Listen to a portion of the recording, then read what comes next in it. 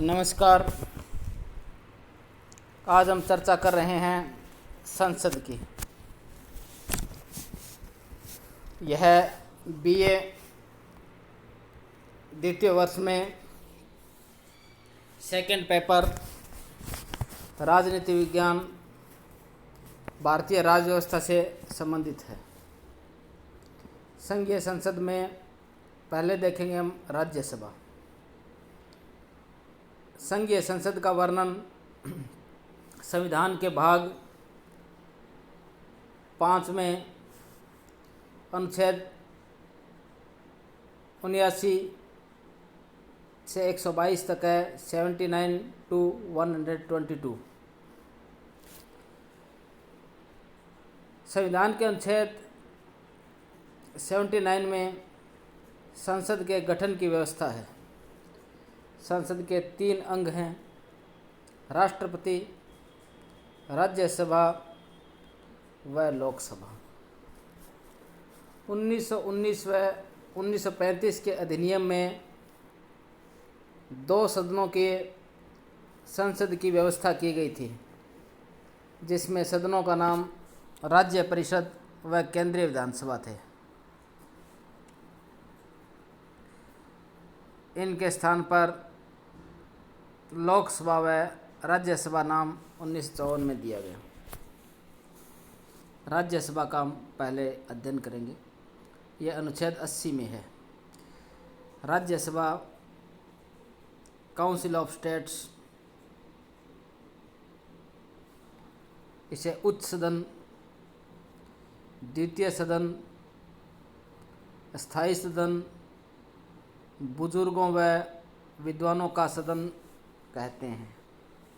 इसे राष्ट्रपति भंग नहीं कर सकता। ब्रिटेन में राज्यसभा से मिलता जुलता सदन लॉर्ड सभा है। अमेरिका में उच्च सदन सीनेट है। यह विश्व का सबसे शक्तिशाली द्वितीय सदन है। राज्यसभा का प्रथम गठन 1952 में हुआ था और इसकी प्रथम बैठक 13 मई 1952 को हुई। सदस्य संख्या अनुच्छेद 80 के अनुसार राज्यसभा में सदस्यों की संख्या अधिकतम 250 हो सकती है। 238 निर्वाचित व 12 मनोनीत। वर्तमान में सदस्य संख्या 245 है। संघ व राज्यों से 233, मनोनीत 12। सिर्फ राज्यों से 229, केंद्र शासित प्रदेशों से 4, इसमें दिल्ली से 3, पुडुचेरी से 1 है। 12 सदस्य राष्ट्रपति मनोनीत कर सकता है। ये साहित्य, कला, विज्ञान, समाज सेवा के क्षेत्रों से होने चाहिए। ध्यान देने की बात यह है कि इसमें खेल शब्द नहीं है। कई बार खिलाड़ियों को मनोनीत करने की बात आती है तो ये इसमें संवैधानिक दिक्कत भी आती है। राज्यसभा में महिलाओं व SC/ST के लिए आरक्षण का प्रावधान नहीं है। योग्यताएं व कार्यकाल। इसके सदस्य बनने के लिए व्यक्ति को भारत का नागरिक होना चाहिए। न्यूनतम आयु 30 वर्ष व कोई भी लाभ के पद पर न हो। लाभ का पद क्या है? सामान्यतः राजकीय सेवा में न हो, परंतु विवाद की स्थिति में राष्ट्रपति चुनाव आयोग की सहायता से निर्णय लेता है। कार्यकाल 6 वर्ष। इसमें 1/3 सदस्य प्रति 2 वर्ष बाद कार्यकाल पूर्ण कर लेते हैं व नए सदस्य पद ग्रहण करते हैं। पहली बार 1952 में 1/3 सदस्यों को हटाने के लिए लॉटरी डाली गई थी।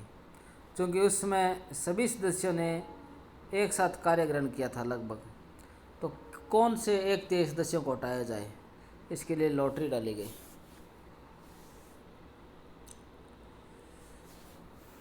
इसके पदाधिकारी अनुच्छेद 89(1) के अनुसार उपराष्ट्रपति राज्यसभा का पदेन सभापति होता है। पदेन का मतलब जो भी पद पर होता है उपराष्ट्रपति के, वो राज्यसभा का सभापति होता है। और राज्यसभा के सदस्य अपने में से एक को उपसभापति निर्वाचित करते हैं। उपराष्ट्रपति को सभापति के नाते वेतन मिलता है। ये जीके वगैरह विशेष ध्यान देने की बात है। उपराष्ट्रपति को राज्यसभा के सभापति होने के ही नाते वेतन मिलता है। वर्तमान में 4 लाख रुपए प्रतिमाह वेतन मिलता है, अन्य भत्ते अलग हैं। उपराष्ट्रपति राज्यसभा का सदस्य नहीं होता, वह सामान्यतः मतदान नहीं करता।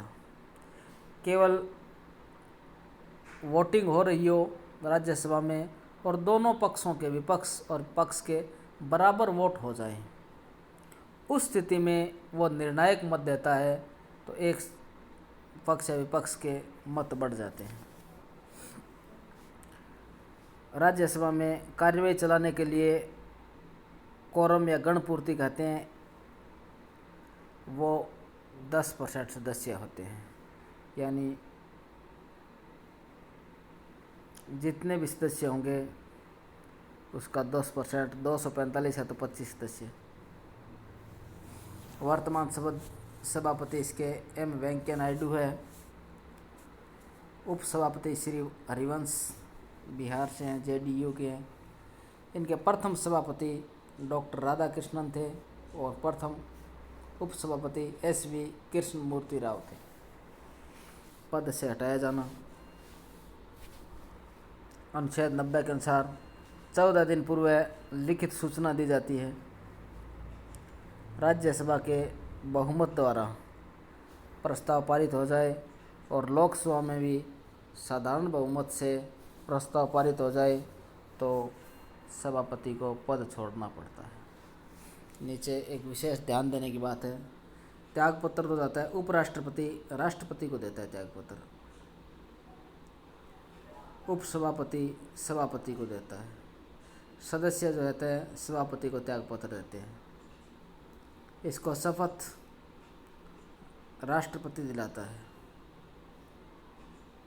सदस्यों को उपराष्ट्रपति सभापति सदस्य शपथ दिलाता है।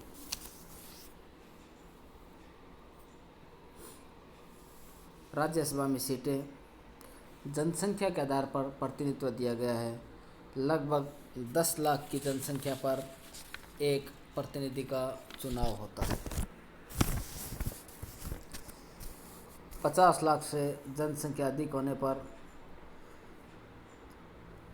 20 लाख पर एक प्रतिनिधि हो जाता है।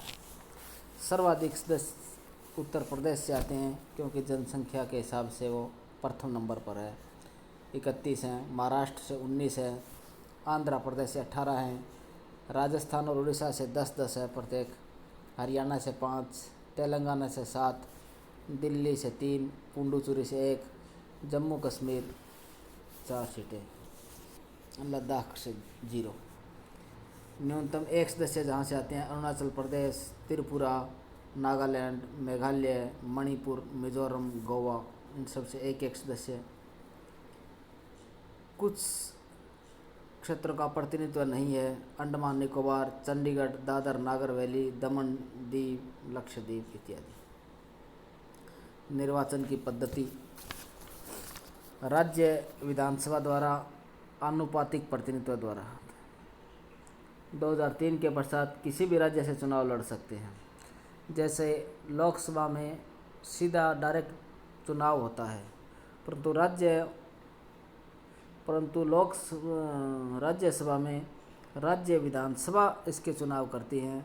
जैसे राजस्थान से 10 सीटें हैं तो राजस्थान की विधानसभा 10 सीटों के लिए आनुपातिक प्रतिनिधित्व द्वारा चुनाव करती है। सामान्यतः 10 सीटें एक साथ खाली नहीं होती है, अलग अलग चलती रहती है। 2017 से राज्यसभा में 2003 के पश्चात किसी भी राज्य से चुनाव लड़ सकते हैं।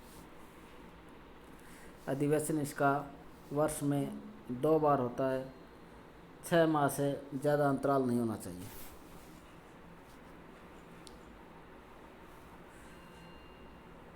राज्यसभा के सदस्य भी मंत्री हो सकते हैं। इंदिरा गांधी, नरसिम्हा राव, मनमोहन सिंह राज्यसभा से थे, ये भी